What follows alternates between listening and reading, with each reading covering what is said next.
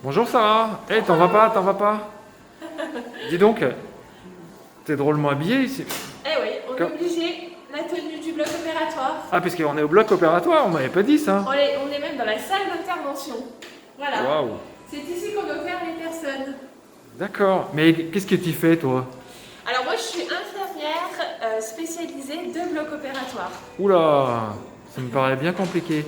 Donc tu passes ta vie dans le bloc opératoire. Bah oui, voilà, nous, c'est notre lieu de travail. Mais concrètement, tu fais quoi là? Tu opères ou tu Alors, en assistes fait, le chirurgien? Nous, on est infirmiers, donc on assiste le chirurgien, tout à fait. On a trois rôles. On a un rôle d'aide opératoire, où on va vraiment aider le chirurgien. On a un rôle d'instrumentiste, où là, on va passer les instruments au chirurgien. Et D'accord. ensuite, le troisième rôle, il est hyper important, c'est-à-dire que on va circuler dans la salle, on va vérifier tout le matériel, Ouais. on va donner le matériel stérilement à notre collègue, etc. Ça veut dire quoi Voilà. stérilement? Stérilement, donc en fait, il faut garder, quand on va opérer, il faut garder un champ sans micro-organismes, sans microbes. Donc du coup, tout ce qu'on va donner au chirurgien et à l'infirmière, c'est tout du stérile. Voilà. D'accord. Et du coup, les instruments, ça t'est déjà arrivé de te tromper, de donner le mauvais instrument au chirurgien? Ah bah, bien sûr, puis ça m'est déjà arrivé de faire tomber les pinces par terre, et bah ma foi, c'est pas grave. On ramasse pas, on va chercher d'autres. Ah, Voilà, on va c'est chercher une autre, c'est ça, oui, c'est comme Et les puis- fourchettes au restaurant. Voilà, bien sûr. Et puis, c'est sûr que des fois, on essaye d'anticiper les gestes du chirurgien, mais des fois, voilà, on n'y est pas. Bon, bah, c'est pas grave, on change de pince, et puis... Et du coup, comme les chirurgiens, tu as une spécialité, c'est-à-dire que tu fais parfois plus de l'orthopédie ou du viscéral ou de la gynéco ou tu es polyvalente? Alors, ici, c'est un petit bloc opératoire, donc on est polyvalent. Voilà, on fait toutes les spécialités, d'autant plus qu'on fait des astreintes de bloc opératoire, donc on doit être au taquet sur toutes les spécialités. Parce que le matériel, il est très différent d'une spécialité à l'autre. Bien sûr, alors après il y a des instruments de base, on va retrouver les mêmes instruments pour toutes les spécialités, mais après il y a quand même bien des instruments spécifiques, notamment quand on est en orthopédie, sur les prothèses, etc. Donc voilà, là c'est un petit peu plus spécifique. Et alors dis-moi, comment tu as fait pour devenir infirmière spécialisée de bloc opératoire? Alors d'abord, j'ai fait 3 ans d'école d'infirmier. Ouais. Ensuite, moi j'ai dû attendre 2 ans pour avoir de l'expérience et donc pour passer un concours. Donc après, il faut passer le concours. Et D'accord. une fois qu'on a réussi le concours, ensuite, on va à l'école d'infirmier de bloc opératoire. Donc moi, je viens de Lyon.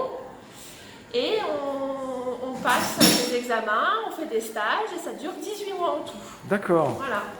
Donc du coup, 3 ans, ensuite tu as au moins 2 ans d'expérience sur le terrain et ensuite 18 mois pour faire bloc opératoire. Et pourquoi tu as voulu devenir infirmière de bloc? Mais parce que j'ai toujours fait ça. C'est-à-dire que quand j'étais à l'école d'infirmier, j'ai fait un stage ici. Ouais. J'ai adoré l'environnement, j'ai adoré ce que je faisais, donc c'était ce que je voulais faire. Donc voilà, j'ai continué dans ce métier et ça me plaît. Vraiment, je me suis pas trompée. Et du coup, mais quand même, c'est un peu compliqué les conditions de travail. Tu as toujours le masque, alors un peu comme tout le monde en ce moment, mais il y a une tenue, tu sors pas, c'est plus un milieu un peu fermé. Bon bah voilà, c'est vrai qu'on dit que le bloc opératoire c'est un environnement fermé, etc. Mais on s'y sent bien, il faut pas croire que... Et il fait froid en plus. Il fait froid, mais moi je suis toujours en t-shirt, il n'y a pas de souci. On bouge, on n'a Ouais, pas froid, bien on sûr. s'occupe des patients, on a plein de collègues. C'est pas si froid que ça. Donc D'accord. ça, c'est très chaleureux ici. Et alors du coup, tu penses que tu vas faire ça toute ta carrière ou tu te dis, bah, à un moment donné, j'en aurais peut-être marre et je retournerai comme infirmière normale? Alors ça, non, je pense pas. Ah bon, Ça, d'accord. c'est pas dans mon objectif.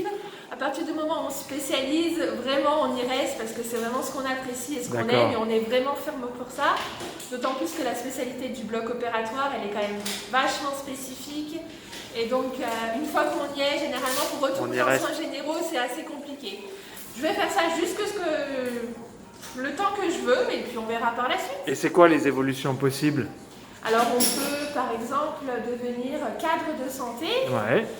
en passant, pareil, un concours et ensuite une formation de 12 mois, d'un an. D'accord. Et donc, on peut évoluer comme ça en cadre de santé de service, etc. D'accord. Voilà. Pour devenir le chef des IBOD. Le chef des entre autres. chefs. Voilà. D'accord. Super. Bon, bah écoute, merci beaucoup pour ce témoignage, Sarah. De rien. Et puis excellente continuation. Merci. Au revoir. Au revoir, à bientôt. bientôt.